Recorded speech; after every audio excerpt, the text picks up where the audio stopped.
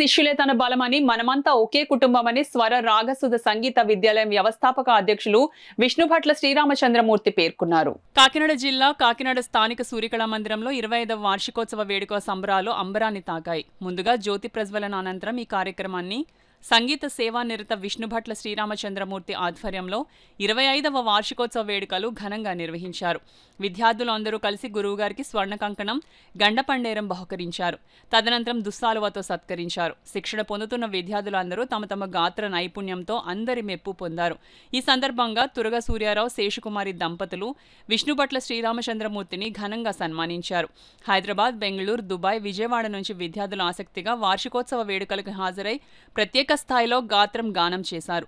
గురుగారి చేతుల మీదుగా మెమెంటో మరియు సర్టిఫికెట్లు గాత్రం పాడిన వాళ్ళకి అందరికీ అందజేశారు. ఈ వేడుకలో తురగా సూర్యారావు, శేషకుమారి మనమరాళ్లు, తురగా వెంకట సత్యసాయి సుబ్బారావు, రామలక్ష్మి కూతుర్లు, చిరంజీవి, తురగా వెంకటశేష సాహితి, తురగా సూర్య, అపర్ణ, సౌమ్యలు తమ గాత్రంతో సభికులను ఉత్తేజపరిచారు. మాస్టర్ విష్ణుభట్ల శ్రీరామచంద్రమూర్తి సర్టిఫికెట్లు అందజేసి, మొమెంటోలు అందజేసి ఆశీర్వచనాలు తెలిపారు.